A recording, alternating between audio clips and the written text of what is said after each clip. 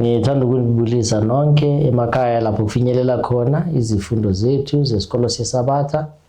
Okhulumayo uBenwa kaMaseko. Ngihamba nomzalwane uZathaza Sisa. Salibonani babukeli nani lonke balale emakhaya. Mina ke igama nguPrevious wakwaMpofu. Siyabonga ke sizathi before sicalisa isifundo sethu sanamhlanje sibe nomkhuleko ukuvula lesi sifundo sethu. Mzalwane uMpofu sicela ukuthi usiphe umkhuleko wokuvula. Asithandazeni. Baba wethu othandekayo sekhaya ezulwini ngalesi sikhathi sibonga ithuba osinikeze lona lokubana sihlanganyele kutheni sifunde isifundo sethu kunye nababukeli emakhaya. Kwangathi ungathi sivule izingqondo uvule futhi nenhliziyo zethu ukuze sikwazi ukuthi samukele konke kwesawuthi sikufunde. Sikwamukele kube sezimpilweni zethu siphile ngakho ukuze lapho masithe sayenza intando yakho ekuzeni kwakho ngamafezulu sonke sibe khona embusweni wakho. ngoJesu siyakhuleka ngalesikhathi. Amen. Amen. Singena ke kwisifundo sethu sale viki okuyisifundo number 8 esithi uJesu ubonakala kubafundi. Kwivesi lekhanda elitholakala kuJohane 20 verse 20 lithi lona base bethokoza abafundi beyibona inkosi. Masibheka kwisigaba sethu lapho sokugcina. Ilapho isitshela khona ngokuthokoza kwabafundi uma bathe babona inkosi yabo. Mhlambe ngene ekujuleni kwalesi sifundo lesi into esafanele sizwisise. Mhlambe mzalwane ungathi ungasinabela yona le ndaba sizwisise ukuthi ngempela ngabe kukhulunywa ngani kulesi sifundo lesi sanamhlanje. But kancane nje kunamazwi wesiprofeti atholakala kwincwadi yeDesire of Ages ethi yona lapho umsebenzi wokucala kaKristu emhlabeni ngemuva kokuvuka kwakhe kwakungukucinekisa abafundi bakhe uthando lwakhe olungancishiswanga nobumnene obungaphezulu obungapheli olubhekiswe kubo. So uJesu Kristu uma kavuka ethuneni weza wazogcinisa abafundi bakhe ababonisa ukuthi lethando ebekanalo ecaleni usasenalo futhi alushintshanga, lusaseluthando lufana kunalelo. Kodwa ke sizathi sizwe kabanzi ukuthi ngabe lesi sifundo sithini lapho sichaza khona ngoJesu uma kavela kubafundi bakhe. Mzalwane ngabe mhlambe khona ongathanda ukuthi usiphe kona ekungeniseni isifundo sethu. Yebo, ngiyabonga ithuba engitholayo. La uKristu manga eziveza phambi kwabafundi bakhe wayezofezekisa noma ezoqinisekisa inkulumo eyebatshelile yona esikhathini esidlule esokubana uzawuthi ngemva kwezinsuku ezintathu kanjani avuke.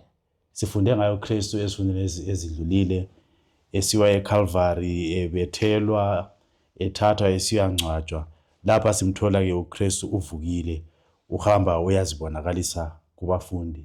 Sizozwa ke ngezigaba ezihlukahlukene ukuthi uzibonakalisa kanjani, uqala abonwe ngabobani alandele njalo ayebonwa ngobani mangasihamba ngesifundo sokuthola.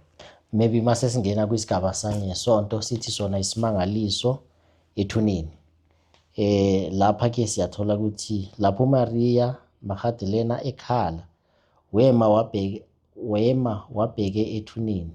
Kuyini akubona lapho ethuneni na? If masithola kuJohane 20 no kuverse 11 kuya ku13. uMaria samthola ke manje ukuthi uye ocala oya ethuneni ayobheka ukuthi indodana yenkosi ngabe sesekhona na, and futhi uya nje uphethe ini amafutha noma amakha ukuthi ayomgcoba ngawo. Kodwa ke yini isimanga esenzakalako uma kafika ethuneni? Yebo, siyabonga lapha sithola ke uMaria uMagdalena njengoba esho umzalwane uba ngokuqala ukuthi afike ngovivi lokusa ethuneni likaKristu. Kuthiwa ma evela esondela ethuneni uthola isimanga sokubana itshe linjani lisusiwe ethuneni. Kwavele kwamkhathaza kakhulu lokho emoyeni wakhe ukuthi inkosi yakhe sebenjani sebeyithethe. Ma esondela eduzane kwethuna ebheka ngaphakathi kwalo ithuna kuthiwa ubona izithunywa ezimbili noma izingilosi ezimbili. Enye ihleli emakhanda na enye ihleli nezinyaweni zikaKristu njengendlela kade bemshiye ngakhona engaphi esethuneni. So ke uthola lezo izithunywa zilapho ziyambuza ukuthi mame ufunani kule ndawo na. So lapho sophinde futhi wangena kwisigaba mhlambe kancane nje esilandelayo lapho besikhuluma ngokuthi ubani owabona uJesu Kristu owazembula kuye uJesu Kristu kokucala. And futhi lana njengoba usho makafika lapha namangele akhala ukuthi inkosi yakhe ithathiwe. And then kwenzakalani ke mase singena kwisigaba sesibili ku-B lapho ebhekile ethuneni ukuthi lo uJesu Kristu ebeka ngcwatshwe lapha lele phansi akasekho. Kodwa ke umangazwa ukuthi ubona laba ababili lapha nasebhekane nabo. Kwenzakalani emva kwalokho? Yebo ke siyamthola ke uMaria Magdalena maye sezibole lezi zithunywa ezingapha ngaphakathi. Ziyambuza ukuthi ufunani. Uyazichazela ukuthi ufuna ini inkosi yakhe angithi. Kuthiwa manga yethu uyabheka emuva ubona kukhona ini indoda ekhona lapha emva kwakhe. Manga ebheka qonde kule ndoda uyayibuza ukuthi ngamnumzana inkosi yami uyithethe wayisaphi na. Ngoba ubona le ndoda ucanda mhlawumbe nguye umnikazi obheke le ndawo. Mhlawumbe nguye othethe inkosi yakhe wayibeka endaweni ethile. Uthi ingabe uyisephi inkosi yami na ngoba ngifisa ukuthi njani ngiyithathe njengoba kade ingcwatshwe ethuneni lika Joseph. Mhlawumbe makuthi kungavumelekile ukuthi angcwatshwe lapha ngimthathe nanoba ngimuse ngaphi engcwabeni lomfowethu Lazaro lo anjani amvusayo ngoba isesekhona indawo ukuthi ngimthathe ngiyemngcwaba lapho nganeliseke. Kodwa ke ukhuluma kanjalo akazi ukuthi empeleni ukhuluma lobani naye uKristu uqobo ovukile. Uthi uJesu Kristu njengoba sakhuluma lapha nalendoda lena. uJesu Kristu uyambiza lapho umbiza ngegama uthi Mary. Uthi then masekezwa ukuthi hayi man ilizwi lika Jesu Kristu uphendula uthi yena master ukuthi inkosi yami. Then uma sekulapho ilapho sekabona khona ukuthi hayi manje uJesu Kristu ngempela wenze njani uvukile. Sekufika kuye manje engcondweni ukuthi hawu na inkosi yami ivukile. And then uJesu Kristu uthini kuye uthi ungezikimi uzongithinta because angakenzi njani angakayi ekhaya ezulwini. Then unjalo uyasuka ke uMary uyapi uthatha indaba lezi ezimnandi manje sekuyizindaba ezimnandi ukuthi hayi inkosi yethu yenze njani ivukile. Sekahamba aye kuyibika kubafundi bakhe. Asizwe mhlambe kwisigaba esilandelayo kwisigaba sangomsombuluko endleleni eya eMawusi khona abafundi ababili abasendleleni lapha kuyahanjwa. Kuthiwa lana izindaba zokubulawa kaJesu Kristu nongcwatshwa kwakhe zazigcwele kulo lonke ilizwe laseJerusalem. Kwakuyinto ekukhulunywa ngayo. Then bathi lapha abasendleleni simanga sine senzekalayo ke kulabo abafundi ababili ababehamba baxoxa ngendaba yesehlakalo sokufa kaJesu Kristu. Lapha ke sithola amazwi amahle encwadini kaLuka ngo-24 evesini lika-13 kuya ku-16. Ngoba sithola ukuthi uKristu uvukile kuyisuku lwesonto ekuseni. Ubona nguMaria nje kusese luvivi lokusa ekuseni. So laba abanye abafundi noma ke ngithi abalandeli bakaKristu isikhathi sokuthi umkhosi wePhasika uphelile bonke sebebhekise ukuthi babuyele kuphi emakhaya abo. Sithola ke la amadoda amabili lawo ayekade engabalandeli bakaKristu ahamba alubhekise endaweni yase-Emmaus. Kuthiwa kwakungumganganyana nje omude kakhulu kodwa ke wawuhambeka ngeenyawo. Bayahamba nje endleleni lapha bayaxoxisana laba abafundi ababili nguCleopas umfundi okuthiwa nguCleopas nomngane wakhe. bakhuluma ngesenzo uKristu asenzile and begcwele nokudangala ukuthi uKristu bebemthembile njengenkosi leyo ababhekele ukuthi iza kuthi bakhulule embusweni lo ochuku wamaRoma, kodwa nayi inkosi yabo isifile, ingcwatshiwe. So ke badidekile imiqondo. Mangabe hamba bekhuluma kanjalo kuthiwa uKristu uyavela emva kwabo. Uyabakhulumisa ababuza ukuthi hawu izindaba ezinjalo, indaba ezibuhlungu, kanti kwenzakalani likhanya lixakekile kule ndaba elixakane nayo, kuhambe njani, kwenzakaleni? Bayambuza ukuthi ungakuphi wena ongazi indaba enje, indaba egcwele iJerusalema lonke nemizi yonke lezungeze iJerusalema, akekho umuntu ongayazi wona ungubani. Uthi uJesu Kristu lana ke akazange waziveza njengoJesu Kristu kubo labafundi labo, kepha wabacocela, wabanikeza incazelo ende ukuthi kanti nina anazanga yini na ngoJesu Kristu lona ebezafanele ukuthi afe avuke ngesuku lwesithathu na. Uyabachazela uJesu Kristu lana, if uma sesibheka kusigaba sesithathu lana, iyasho lana ukuthi uJesu Kristu ubanikeza manje nangeziprofeto ezilandelayo ukuthi kuyakwenza kanjani. Basala bamangela ukuthi kanti lo muntu esihamba naye uphethe izindaba ezingaka ngoJesu Kristu na. Yini mhlawumbe okunye mhlawumbe ungachaza kulesi siganeko lesi senzakalayo manje, njengoba ahamba nomuntu oyistranger abangamazi kodwa abatshela zonke izinto uJesu Kristu ebekazenzayo nezinto ezizathi zenzakale futhi ngesikhathi esizayo. So ke njengoba uyichazile, uKristu akazange athanda ukuthi avele azambule kubo, kodwa ke ususa kibo enye inkulumo ayebhekise ekutheni ibavule imiqondo yabo ukuze bakwazi ukuthi bacabangisise bebuyela emuva, ngoba uKristu wayebachazele cishe ngazo zonke lezi zinto izigameko ezakuthi zenzeke kuze kuhambe kufike esigabeni sokuthi anjani ayebethelwa esiphambanweni ngosuku lwesithathu anjani avuke. Still uyahamba labo uKristu nxa uhambo labo lokhu liqhubeka baze bayefika eMaus, akazivezi kubo and nabo lokhu bengaqedisisi or bengaqondisisi ngalezi izinkulumo azikhuluma, kodwa bayabona ukuthi kungezinye zezinkulumo inkosi yabeke kanjani yazithinta or yaziphawula kubo ngesikhathi isaphila. Okunye futhi uJesu Kristu uma kababona laba abafundi ababili uyakhathazeka futhi kwayena emoyeni ukuthi ngabe ngabasiza kanjani mhlawumbe ngisule izinyembezi zabo, because ubona usizi abakulo abaphakathi kwayo ngendlela isehlakalo lesi sithe sabathinta ngakhona. Kodwa ke isikhathi sakhe bekangafisanga ukuthi njengoba besoshilo ukuthi aziveze njengomuntu ozobasiza ngaleso sikhathi leso, kodwa bekafuna ukubanikeza isifundo sokuthi bakwazi ukubekezela, bakwazi ukumelana futhi nalesi simo esinzima ebabhekane naso. Yes. Sidlule ke sibheke kwisigaba sesithathu esithi izinhliziyo ezivuthayo. Lapha ngabe sitholani ke emva kohambo lolude eliya endaweni yase-Emmaus, kwenzakalani ke lapho uJesu ebonakala sengathi uyachubeka nohambo lwakhe oludlule eMaus? Yisiphi isicelo abafundi ababili abasenzayo na kuLuka 24 verse 28 no29?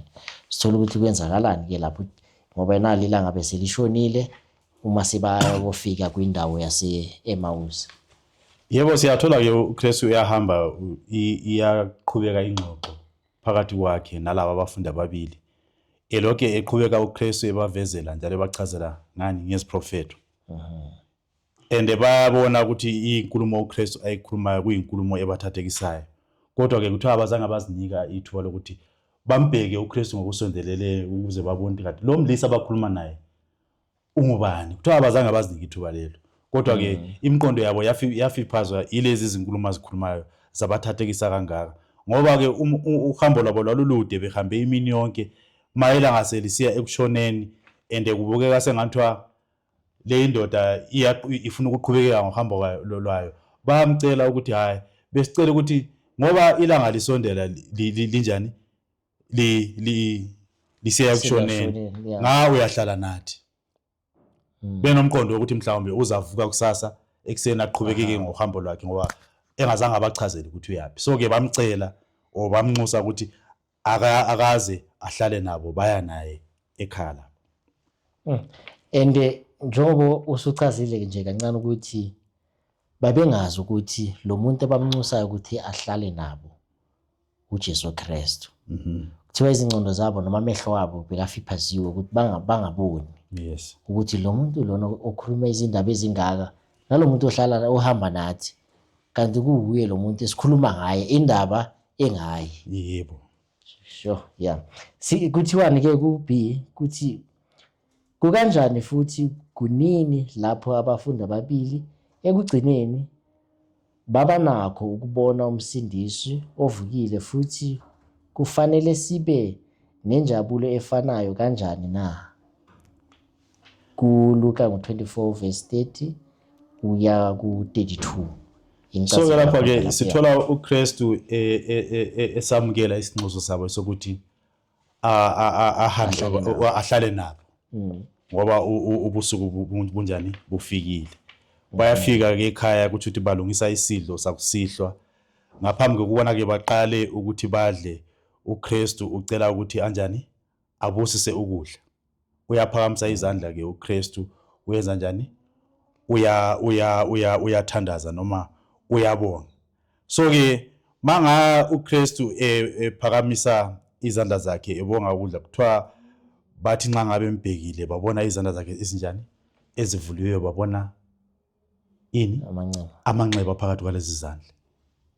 Nangendlela futhi abonga ngayo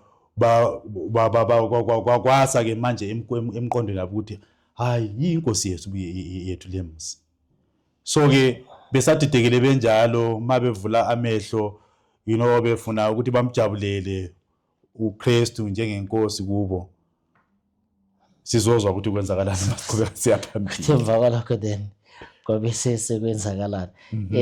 Masiye mhlambe ke kwisigaba esilandelayo sizokwazi ukuthi sichazisele sonke lesi sikhulumi.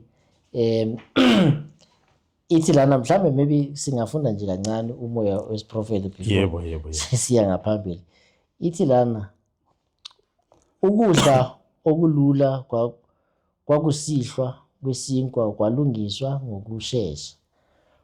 Kwabekwa phambi kwesihambi leso esithathe isihlalo saso ekhanda letafula. Manje welula phambi izandla zakhe ukubusisa ukudla. Abafundi babuyela emuva bemangele.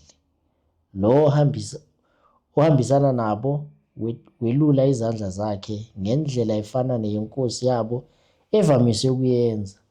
Babheka futhi babona ezandleni zakhe amabala ezibhikili.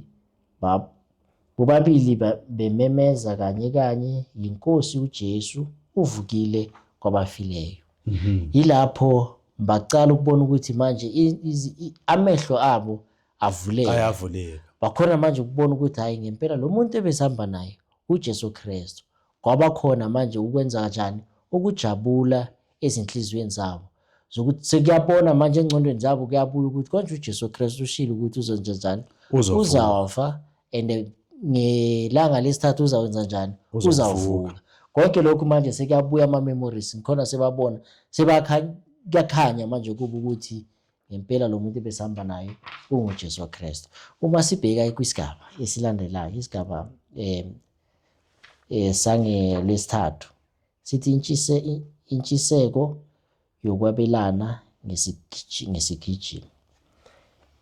Lapha ke yini mhlambe sitholayo lana kulesi sigaba esikhuluma khona ngentshisekelo yokwabelana ngesigijimi. Ithi yona lana masinyane lapho abafundi ababili base Emawuse bebona uJesu kuyini abakwenza ngokusheshsha na kuLuka 24 verse 33 ukuya 35. So now sikufikile ukukhanya sebabona ukuthi ngempela lo muntu lona besihamba naye oyisihambi esisamphoqa ukuthi makalale nathi ahlale nathi lana ngoba sekuhlwile unguJesu Kristu. Then kwasekwenzakalani emva kwalokho? Yini esikutholayo lana? Mhlawumbe ugcwasa kancane before singene lapho. Manga sebebonile uKristu indlela aphakamisa ngayo izandla ukuthi uphakamisa njengani njengenkosi yawo, bebonile amanxeba kuvele kuhle kuse kubo njengoba uchazile ukuthi nayi inkosi yethu injani ivukile. Bese amjabulele kanjalo ukuthi uKristu wanyamalala wasuka phakathi kwabo. So masihamba ke sesibuya kulesi sigaba. So yabathathekisa kangaka le indaba, sikhumbuleni ukuthi balungisa ukudla nje bahamba imini yonke balambile bakhathele bafika nje lapha sokusihlwa ilanga liyashona kuyaqala kuba mnyama. Kuthiwa ngenxa yenjabulo eyayisikhona phakathi kwabo bakushiya konke lokhu kudla yaphela indlala. Kwaphela kibo ukuthi hayi ilanga lishonile sokuhlwile manje angeke sisahamba. Kwaphela kibo ngitsho nokukhathala ukuthi bakhathele banjani bahamba imini yonke. Kuthiwa bavela baphuma balubhekisa emuva futhi lapha banjani ababuya khona eJerusalem ukuthi angeke balale lezi ndaba ezinje, kumele bayola bathi nje mabelala lezi ndaba zinjani zifikile kwabanye abafundi khona legumbini eliphezulu. So ke baphakama balubhekisa emuva ukuthi babuyele eJerusalem bayekwazisa abafundi ukuthi ngempela inkosi ivukile siyibonile. So njengoba soyithintile mhlambe kuyindaba yegumbini eliphezulu, so now bayafika ke abafundi ababili kwindawo yaseJerusalem. Mabafika kwindawo yaseJerusalem bathola abashumi nanye bakusegumbini noma ekamelweni eliphezulu. Then kwenzakalani lapho bafika?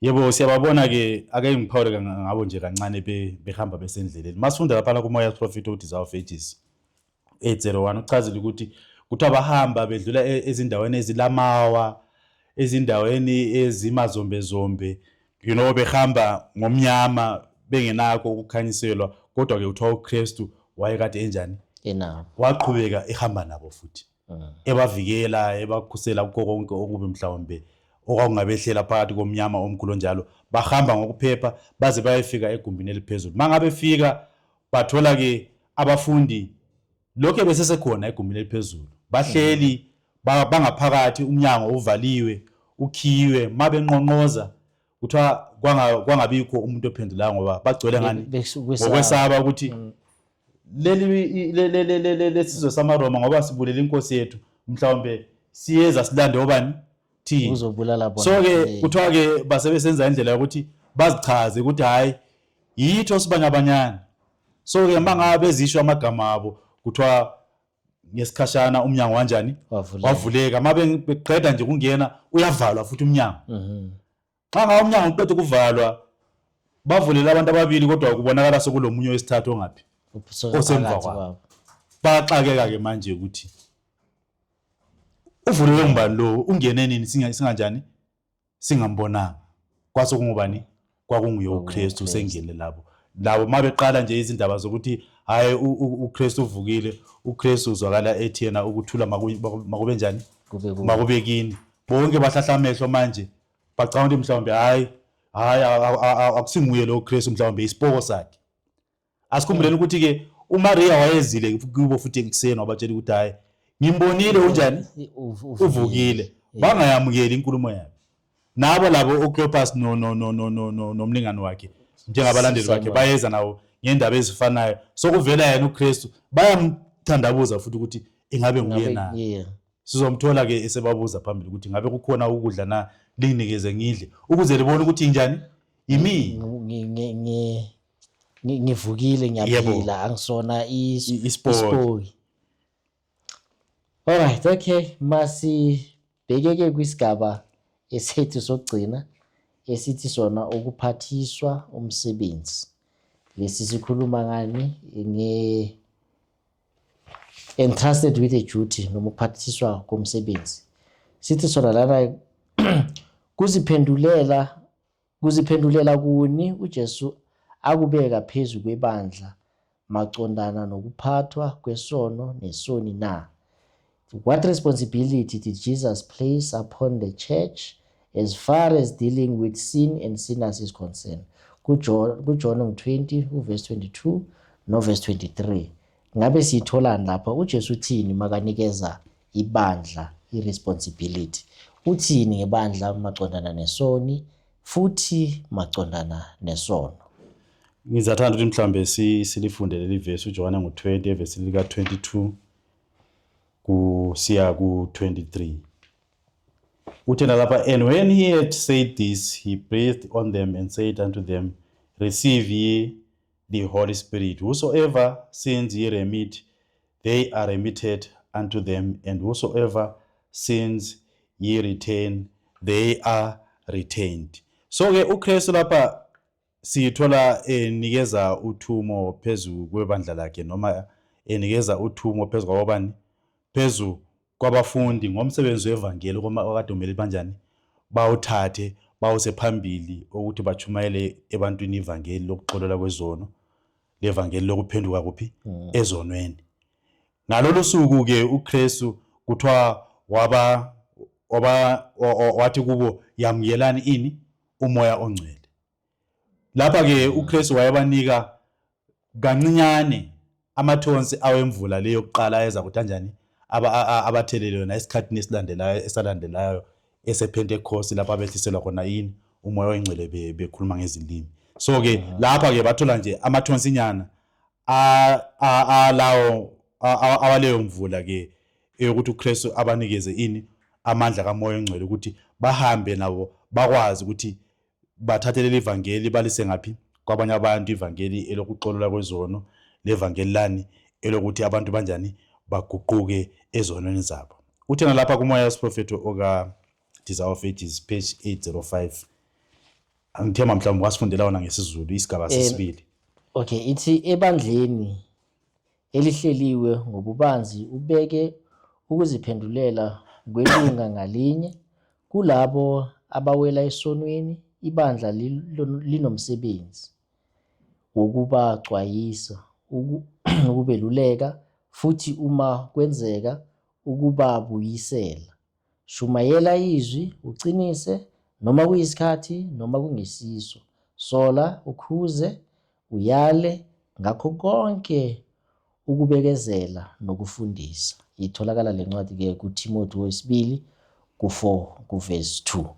Bemfuna yena le inkulumo ke ukuthi ibandla liphiwe ithumo umsebenzi ukuthi lihambe lisebenzele amalunga manye ngamanye awebandla, ikakhulu lawa awela ngaphi esonweni, ukuthi ma umuntu esewele esonweni akusho ukuthi uselahlo, kodwa kumele bamsebenzele, bamqondise, bamkhuze, bamlaye, bambuyise futhi ngaphi endleleni. Yikho sithi na lo kuye elizothi izono zakhe zixolele la kanje zizonjani zizokuxolelwa. So uKristu wayebalungiselela umsebenzi omkhulu lo ibandla elaliza ukuthi liwenze ukuthi lithathe ivangeli lilisakaze emhlabeni wonke, abantu bonke beze ngaphi ekukhanyeni. So lana masithola mhlambe ukugcwalisa nje lana ukuthi ibandla linikezwe umsebenzi omkhulu ukuthi if kukhona umuntu owenze into embi kufanele limbuyise. If kukhona umuntu ophule umthetho thiwa ngendlela yobunene kwamele axwayiswe loyo muntu loyo ukuze abuye ebandleni. Lapho sibona khona sona or lapho sibona khona abantu singena nabo kwizinkonzo ezahlukene benza okuphambene nomthetho kaNkuluNkulu.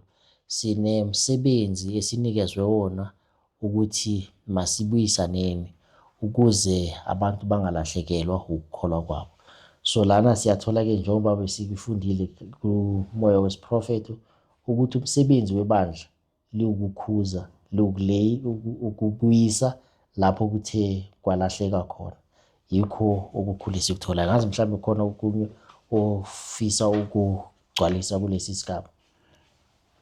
So ke bengifisa ngigcwalise especially ngakuhlangothi lwethu ukuthi lathi njengalokhu simisele ukuthi sibe ngabafundi bakaKristu, silomsebenzi ofananayo njengalowo uKristu awunikeza abafundi bakhe besesebodwa egumbini eliphezulu ngemva kokubana evukile, ukuthi babe nomsebenzi abawenzayo, ikakhulu besebenzela labantu abanjani abawele esonweni. lathi namhlanje siphiwe uthumo olukhulu olukaMathewu ngo-28 elokuthi nathi kumele sihambe emhlabeni wonke nezizweni zonke sitshumayele ini ivangeli, sifundise njalo siyale abantu ngalokhu uKristu kanjani asiyale khona. Kuhlanganyela ngitsho labantu abangaphi abaseziphambe kweni, abantu abangaphi abasesonweni. Akumelanga sizithi ngoba thina sibeke ukuthi sibe ngabafundi bakaKristu noma sibe ngabalandeli bakaKristu sizibone thina sesisezingeni elingcwele ukuthi asisakwazi ukuthi sifinyelele ebantwini abanjani abasesesonweni. Kumele sehle sithobe sifike ezingeni labo, sibanxusele kuKristu onguye oxolela izono, ukuze ekugcineni sitholakale thina sonke njengebandla siwufeze lo umsebenzi wethu, uKristu aze asithathe asisekhaya, angathathi thina kuphela, athathe nalabo abantu esisesanjani sabaxwayisa sabakhanyisela.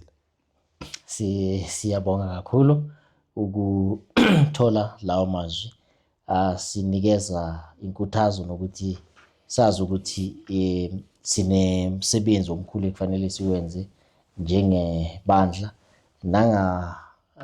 malunga ngokwahlukahlukana kwethu. Sinomsebenzi ekufanele siwenze. So sike isifundo sethu sizathi sime lapho. Angazi mhlambe ukhona ongathanda ukukufinca kulesi sigaba sethu sanamhlanje sithi uJesu ubonakala kubafundi. Mhlawumbe okugcina engakuphawula kuyilokho ukuthi nathi sinje singamaKristu ehambeni lethu lobuKristu, singathi masibuka ikakhulu abafundi laba ababili ababesuka eJerusalem abesiya eMaus behlangana loKristu endleleni, uKristu ekhulumisana nawo bengamqondi ukuthi nguye, bese sizibuza ukuthi kade kwakwenzakaleni kubo. Nathi akhona amahlandla athile lapho uKristu azibonakalisa khona kithi, kodwa singamqondi ukuthi nguye uKristu. Mhlawumbe ngezenzo ezithile mhlawumbe uKristu esebenzisa abanye abantu kumele ukuthi sibone yena, kodwa thina siqhubeke sibona ubani abantu. So ke nathi kumele ukuthi sibe ngabantu esikhulekela ukuthi uKristu asigcwalise ngomoya wakhe oyingcwele, lo ozokwenza ukuthi la uKristu ma ezambula kithi inoba ngezwi lakhe inoma esebenzisa abantu abathile, sikwazi ukuthi siqonde siqaphele sibone ukuthi nguKristu lo impela onjani okhuluma nami okhuluma nathi njengebandla. Amen. Amen. Siyabonga. Isifundo sethu ke sizathi sime lapho kwanamhlanje. Inkosi isibusisele ukufunda kwezwi layo. Amen. Amen. Sizothi ke sivale inkonzo yethu ngomkhuleko. Uma sikhuleka singavala. Baba wethu osezulwini, Nkosi yethu engcwele, sithanda ukubonga Nkosi ngothewu wakutheba nathi, wasigcina wasilonda, waphinda futhi wasipha isifundo esihle kangaka ukuze sikwazi ukufunda ngezigameko ezithe zenzakala kubafundi lapho uzibonakalisa khona kubo, nokuthi unikeze futhi ibandla umsebenzi omkhulu ekufanele liwenze ekusindiseni izincingo zakho. Siyathemba ke Nkosi ukuthi lezi zifundo zizathi zisivula amehlo lapho singakuboni khona, sikwazi ukuthi sikubone, sihambe ngendlela yakho lena ofisa ukuthi sihambe ngayo, ukuze egcineni sibe yilabo nathi ezathi sibone wena, sithathwe sihambe nawe ukuze sibe nawe kube kunaphakade. Konke lokhu sicela sikubonga igameni leNkosi yethu uJesu Kristu. Amen. Amen. Siyabonga ke isifundo sethu sisaleli viki. So isifundo sethu esilandelayo sikusifundo number 9 esikhuluma ngokuthi ukuguquka kwesimilo. Siphinde sihlangane futhi ngeviki elizayo. Amen. Amen.